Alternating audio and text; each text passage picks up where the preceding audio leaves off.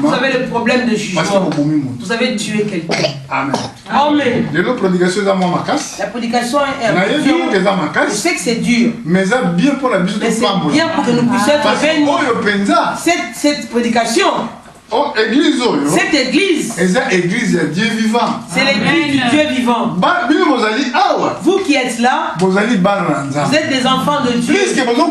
Plus que vous grandissez, la prédication montera le niveau. Alléluia. Pourquoi Dieu nous conduit comme ça? Il veut que nous puissions devenir à la perfection. Que rien de mal soit encore en nous. Jésus revient. On doit se préparer en tout temps. Il a reconnu qu'il était dans le fraude. Il a dit heureux celui qui Dieu pardonne le péché, qui n'impute pas l'iniquité. Tant que je me suis tué, mes os se consumaient. Mes os. Il avait un problème qu'il avait caché. Il doit l'avouer. Il n'arrivait pas à le faire. Au 4, car nuit et jour, ta main s'appesantissait. C'était ça le problème. Nuit et jour, la main de Dieu pesait sur lui, sur David. Pourquoi? À cause de ce péché. Dieu va le voir. Sa conscience le condamnait. Mais les hommes, quand ils voyaient les hommes David, ils n'arrivaient pas. Ah, je ne dirais pas ces choses. Alléluia. Amen. Je ne vais pas l'avouer. Dieu pesait sa main sur David.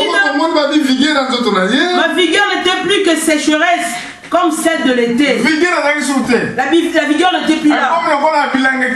Sécheresse, comme l'été. En été, quand on vient, toute la pelouse sèche. Tout sèche. Beaucoup de gens, à cause d'un péché commis caché, leur vie sèche. Tout à l'heure, tu vois les sorciers. Oh, la famille est remplie de sorciers. La Bible dit, servirai l'Éternel. Il bénira ton pain, bénira ton eau, la maladie du bien de toi. Dans ton pays, pas de femmes qui avortent.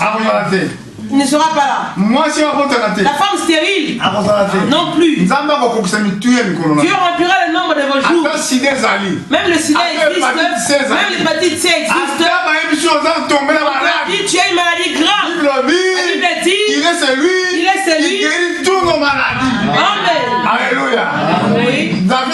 David dit, le Seigneur est avec moi. Je ne craindrai rien. Si Dieu est avec toi, pourquoi crains-tu? Amen. Amen. Le problème était, tu étais séparé avec Dieu. Pour une erreur commise. Si tu ne veux pas avouer cela, la main de Dieu va peser sur toi. Ça deviendra comme l'été, la sécheresse de l'été. Amen. Amen. Je t'ai fait connaître mon péché, je n'ai pas caché mon iniquité. Il a décidé de faire sortir son péché. Il ne l'a plus caché. J'ai dit, j'avouerai mes transgressions à l'Éternel. Alléluia. Il a décidé, David, d'avouer. Vous voyez, tu vois, Seigneur, tel que tu me vois là, j'ai fait ça, j'ai fait ça, j'ai marché comme ça. Quand tu avoues tes péchés sincèrement, tu verras la paix pénètre ton cœur. Amen. David dit quoi? Je t'ai fait connaître mon péché, je n'ai pas caché mon iniquité, j'ai dit, j'avouerai mes transgressions à l'Éternel et tu as effacé la peine de mon péché. Ah, Nzambe a effacé. Dieu a effacé la peine du péché de ta vie. Tu veux te faire souffrir toi-même. Ce n'est pas ton problème. C'est le temps de l'ignorance. Tu ne savais pas. Tu as marché pas comme Dieu le voulait. Tu as commis des erreurs. Tu t'es accouplé avec des gens, des méchants. gens de mauvais qui ont lié ton corps. Ils l'ont mis en captif. Quand tu marches, tu vois leur présence. Quand tu dors, tu les vois dans les rêves. En prêchant la parole de Dieu, j'ai rencontré beaucoup de cas comme ça. Des cas comme ça. Une soeur vient me voir pour dire en Afrique c'était un frère et une soeur. Ils sont venus me trouver par rapport à des gens de situation. Parce que la soeur avait un mari qui était mauvais. Elle avait un mari mauvais. Elle a été aimer un homme dans la rue comme ça. L'homme n'était pas bon. L'homme vendait des produits mauvais. Et ils se sont mis d'accord. On va se marier tous les deux. Ils n'étaient pas encore mariés. Mais ils se sont accouplés ensemble. En se mettant ensemble, ce jour-là, la vie de la sœur a été gâchée complètement. Même quand elle va au marché, elle n'arrive plus à vendre. Quand elle dort le soir dans sa maison, elle voit cet homme-là dans la présence. Sa présence est toujours là. Elle a tout fait, elle a caché ce mal longtemps. Elle a vu que sa vie allait en perdition. Elle allait presque même mourir. Elle est venue me voir. Elle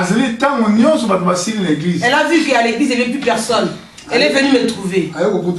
Elle est venue me voir. Elle a dit, pasteur, regarde ce que je vis. Je vis ça, j'ai connu ça, j'ai connu ça. Comme la sœur avait fait la démarche sincèrement, j'avais eu vraiment pitié d'elle. Elle parlait mais en pleurant vraiment. J'ai dit, il ne faut pas avoir peur, Dieu va t'aider. J'ai prié sur la sœur. Le Seigneur est venu. Comme c'est un Dieu miséricordieux, il est rentré dans la vie de la sœur. Jusqu'aujourd'hui, la sœur a retrouvé la paix totale. Mais le frère, une autre sœur, le frère maintenant, elle ne priait pas avec nous. Il ne priait pas avec nous. Mais il m'appréciait étant que l'homme de Dieu. Alors que je passais, il m'interpelle. Il dit, pasteur, je voudrais te parler. Je lui dis, tout d'accord. Asseyons-nous quelques secondes. Étant assis, il commence à me parler de son problème. Je le regarde. Il dit, c'est terrible. On avait prié Dieu. Le Seigneur l'avait aidé. D'autres ne connaissent pas. Ces choses peuvent poursuivre quelqu'un jusqu'à son mariage. Ils ne savent pas, mais je suis marié, mais comment je vis ce genre de problème?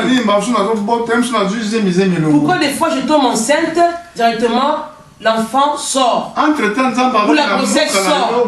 Alors que Dieu dit dans sa parole que dans ton pays, il n'y aura pas de femme qui avorte. Tu as oublié que quand tu grandissais, tu avais fait une alliance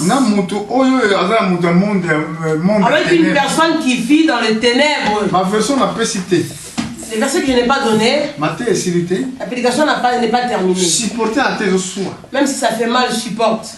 Et vous aurez la bénédiction. Ça sera une bénédiction pour toi. Amen. Alléluia. Amen. Et puis, je pense que beaucoup d'entre nous, sincèrement, ceux qui vont confesser, s'ils vont confesser, ils vont recevoir la grâce. Le verset de David, je n'ai pas fini de l'interpréter. Pour gagner du temps, pour que vous puissiez rentrer chez vous, dimanche, si Dieu le veut, on va continuer à parler sur ça. Alléluia. Amen. On a prêché ces prédications. Quand vous allez vous marier dans vos maisons, qu'il ne puisse avoir aucune malédiction. Ce sont des maisons remplies de bénédictions, des maisons de paix. Vous ne pouvez pas recevoir des problèmes graves. Amen. Amen. On a pris cela comme une première partie. Nous nous arrêtons ici.